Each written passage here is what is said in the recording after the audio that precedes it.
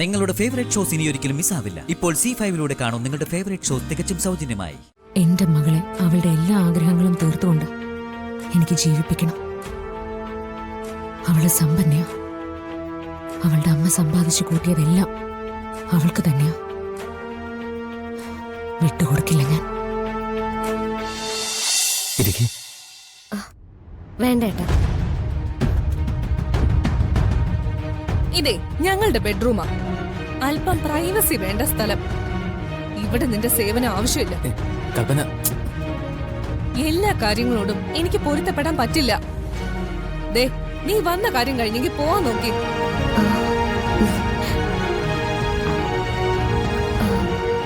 ഇത് ഏട്ടന്റെ കാലിൽ പുരട്ടേണ്ടത്. പുരട്ടിക്കൊടുത്താ മതി.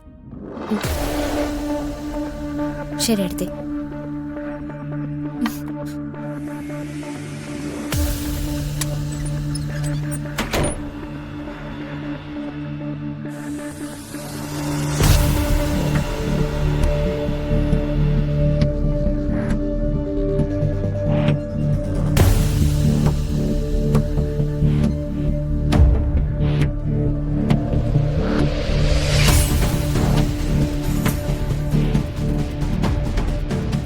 എന്തിനാ ആ കുട്ടിയോട് എത്ര ദേഷ്യം?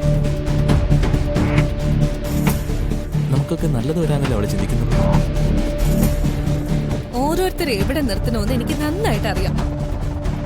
സൂര്യയുടെ ചികിത്സ നടക്കണമെന്നും സൂര്യ എഴുന്നേറ്റ് നടക്കണം എന്നതും എന്റെയും കൂടെ ആഗ്രഹം.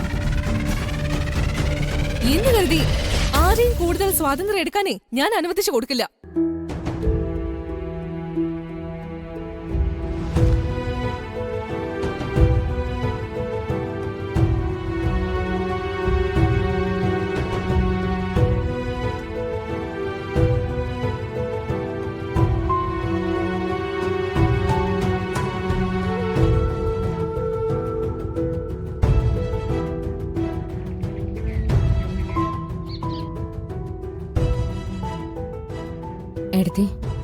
എടുത്തേക്ക് എന്തെങ്കിലും ആവശ്യമുണ്ടെങ്കിൽ മാലിനിയോട് പറഞ്ഞാൽ മതി കേട്ടോ. എനിക്ക് പ്രത്യേകിച്ച് എന്താ ആവശ്യം? എല്ലാം ഇവിടെ ഉണ്ടല്ലോ. അതല്ല, പണത്തിന്റെ എന്തെങ്കിലും ആവശ്യമുണ്ടെങ്കിൽ കുട്ടികൾക്കോ മറ്റോ അയക്കണമെങ്കിലോ? ഞാൻ ചോദിച്ചോളാം. ശ്യാമ വെറുതെ ടെൻഷനൊന്നും ആവണ്ട. ആ ബ്രോക്കർ ജഗദീഷ് വിളിച്ചിരുന്നു. അഡ്വാൻസുമായിട്ട് ഇന്ന് വന്നോട്ടെ എന്ന് ചോദിച്ചു. അഡ്വാൻസോ? എന്തിന്റെ? അപ്പോ മാഡം ഒന്നും അറിഞ്ഞില്ലേ? ആ മഞ്ചാടി മൂല കിടക്കുന്ന വസ്തു ഇല്ലേ, അത് വിൽക്കാനുള്ള ഏർപ്പാട് ചെയ്തിരുന്നു. ഈ പറഞ്ഞ ജഗദീഷാണ് അതിന്റെ ബ്രോക്കർ. വസ്തു വിൽക്കാനോ? ആരാ അത് തീരുമാനിച്ചേ? ഐശ്വര്യ മാഡം ആണ്.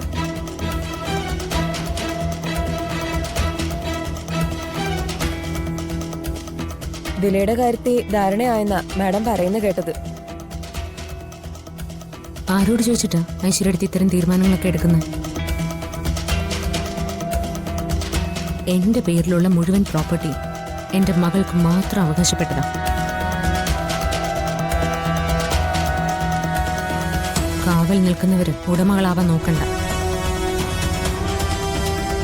ആ ബ്രോക്കറുടെ നമ്പറുണ്ടോ മാലിയുടെ കയ്യില്? ഉണ്ട്. അതെനിക്ക് വേണം. ഈ കച്ചവടം നടക്കില്ല. ഇതെന്നല്ല, എന്റെ പേരിലുള്ള ഒരു സ്വത്തും ഞാൻ അറിയാതെ മറ്റൊരാൾക്ക് കൈകാര്യം ചെയ്യാനുള്ള അധികാരമില്ല. ഞാൻ അറിഞ്ഞ കാര്യം മാഡത്തിന്റെ അടുത്ത് വന്ന് പറഞ്ഞതേ ഉള്ളൂ. ഐശ്വര്യടുത്ത് എന്തെങ്കിലും പറഞ്ഞ് എന്നെ അറിയിച്ചാൽ മതി. എന്തു മറുപടിയോ പറയണ്ടെന്ന് എനിക്കറിയാം. ഞാൻ അറിയാതെ എന്റെ സമ്പത്തിൽ നിന്നും ഒരുപാട് ഒഴുകി പോയിട്ടുണ്ട്. കണക്കുകളൊന്നും എനിക്ക് അറിയാഞ്ഞിട്ടല്ല, പിന്നെ ചോദിക്കണ്ടെന്ന് വെച്ചിട്ടാ. പക്ഷെ ഇനി ചോദിക്കും. കാരണം എന്റെ മകൾക്ക് വേണ്ടി കൂട്ടിവച്ചിരിക്കുന്ന ഒരു തരി മണ്ണ് പോലും എനിക്ക് നഷ്ടപ്പെടുത്താനാവില്ല.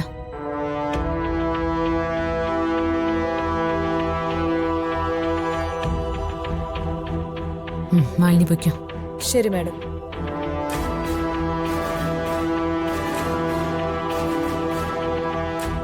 എടുത്തേ, കേട്ടില്ലേ? ഐശ്വര്യടുത്ത് എന്തൊക്കെയാ ചെയ്ത് കൂട്ടുന്നതെന്ന് കണ്ടില്ലേ? ശ്യാമയോട് ഒരു വാക്കുപോലും ചോദിക്കാതെ ഇതിനൊക്കെ എങ്ങനെ ധൈര്യം കിട്ടുന്നേ? ഞാൻ അടിമയാണെന്നുള്ള ബോധം എന്നെ തകർക്കാൻ എളുപ്പമാണല്ലോ. കഷ്ടങ്ങൾക്ക് മേലെ സങ്കടപ്പെട്ട് കിടക്കുവാണല്ലോ. ചവിട്ടാം, ചവിട്ടി അരയ്ക്കാം. പക്ഷെ ഇനി ഞാൻ വിട്ടുകൊടുക്കില്ല എടുത്തേ. എന്റെ മകളെ അവളുടെ എല്ലാ ആഗ്രഹങ്ങളും തീർത്തുകൊണ്ട് എനിക്ക് ജീവിപ്പിക്കണം. അവള് സമ്പന്നയാ. അവളുടെ അമ്മ സമ്പാദിച്ചു കൂട്ടിയതെല്ലാം അവൾക്ക് തന്നെയാ. വിട്ടുകൊടുക്കില്ല ഞാൻ.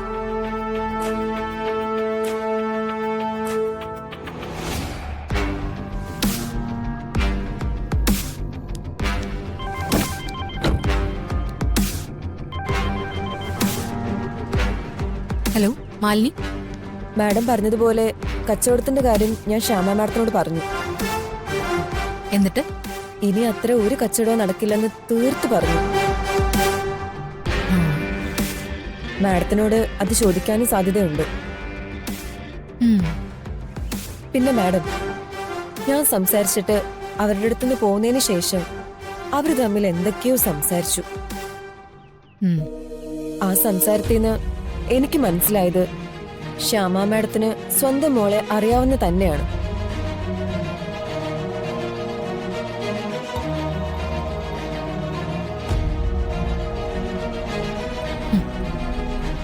ഉറപ്പായിട്ടും ആ കുട്ടി ശ്യാമ മാഡത്തിന് അറിയാവുന്ന എവിടെയോ ഉണ്ട്. ഒരുപക്ഷെ ഐശ്വര്യ മാഡത്തിന് പേടിച്ച് കൂടെ കൂട്ടാത്തതായിരിക്കും. ഞാൻ പറഞ്ഞില്ലേ മാലിനി, ഈ വസ്തു കച്ചവടം കൊണ്ട് ഞാൻ ഉദ്ദേശിച്ചത് ഇത് മാത്രം. ഇപ്പൊ ശത്രു വെളിച്ചത്ത് വന്നു കഴിഞ്ഞു. ശ്യാമയുടെ ജീവിതത്തില് ഇനി ഒരു കൊലപാതകം കൂടി കാണാനുള്ള ഭാഗ്യമുണ്ട്. മാഡം, കൊല്ലും ഞാൻ, അതിനും മടിക്കില്ല. ശ്യാമയുടെ സമ്പത്തിന് ശ്യാമയുടെ മനസ്സിൽ അവകാശി ഉണ്ടായിരിക്കും. പക്ഷെ എന്റെ മനസ്സിൽ അവകാശിയായിട്ട് ഞാനേ ഉള്ളൂ. അങ്ങനെ ഉണ്ടാവാൻ പാടുള്ളൂ.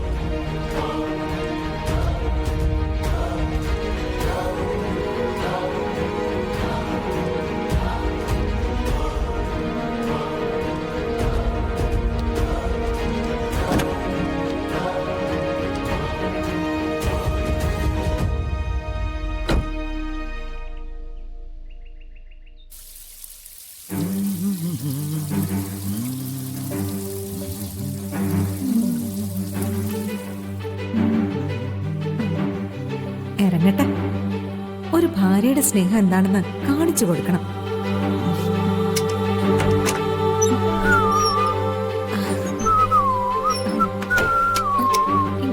എന്താ വരണത്? എന്താ തല നന്നായിട്ട് തോർത്താത്ത?